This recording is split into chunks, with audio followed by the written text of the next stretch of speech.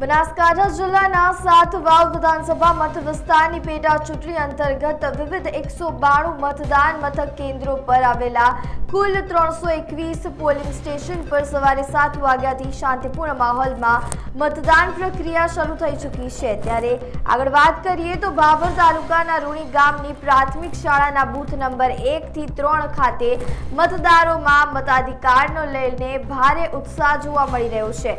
સવારથી જ મતદારોની કતારો જોવા મળી હતી। મતદાર સહાયતા બૂથ પર મતદારોને મતદાન ક્રમાંક અને બૂથ નંબર વિશે માહિતી આપવામાં આવી તો રૂણી ગામના યુવાથી લઈને વૃદ્ધ મતદારો ઉત્સાહ સાથે મતદાન કરવા પહોંચ્યા છે। ત્યારે 20 વર્ષીય યુવા મતદાર સોનલબેને ત્રીજી વખત પોતાના મતાધિકારનો ઉપયોગ કર્યો છે।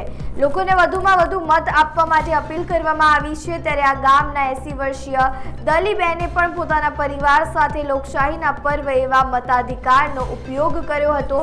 તેમણે જણાવ્યું હતું કે તેઓ સંયુક્ત કુટુંબમાં રહે છે અને પરિવારના દરેક સભ્ય આજે મત આપવા માટે આવ્યા છીએ। તેમણે લોકોને વધુમાં વધુ મતદાન કરવા અપીલ કરી છે।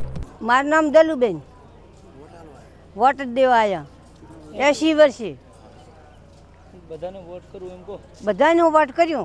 મારું નામ ચૌધરી સોનલબેન માનસિંહ ભાઈ છે। હું રૂની ગામમાં મતદાન કરવા આવી છું। મારી અપીલ છે કે બધા લોકો મતદાન કરવા આવે અને મારું મતદાન આજે થયું છે ત્રીજી વખત।